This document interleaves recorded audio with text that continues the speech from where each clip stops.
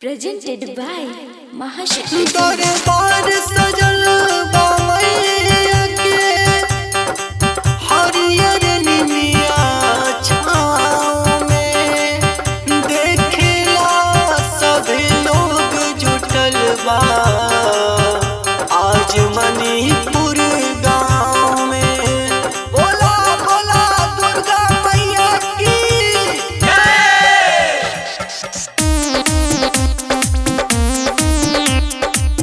Presented by Mahashakti Film.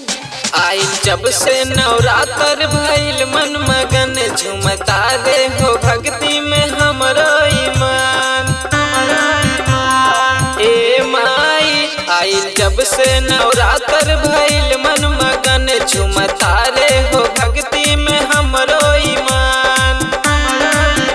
लेके पूजा की थाली ऐनी बन के सवाली मिली सभी बोलता रे जय माता की माई के लाल की चुनरिया सब कर मनवा मोहता की माई के लाल की चुनरिया सब कर मनवा मोहता।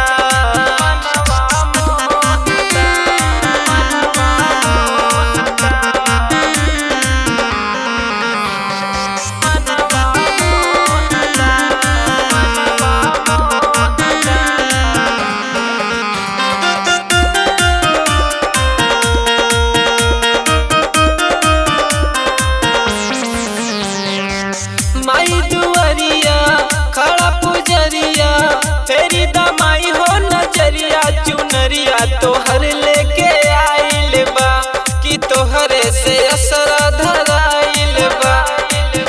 गुंजता रे जयकारा माई तोहरे सहारा बड़ा माटी के मूर्तिया सोहता कि माई के लाल की चुनरिया सब कर मनवा मोहता कि माई के लाल की चुनरिया सब कर मनवा मोहता।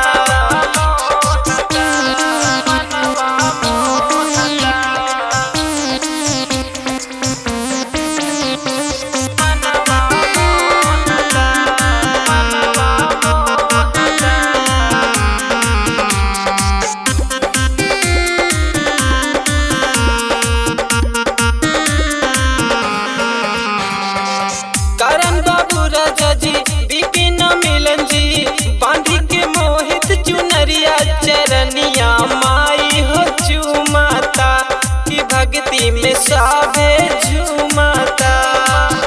गावे मोनू भजन तो हर सेवक बन बैठी माई के पंडाल सब सुनता कि माई के लाल की चुनरिया सब कर मनवा मोहता कि माई के लाल की चुनरिया सब कर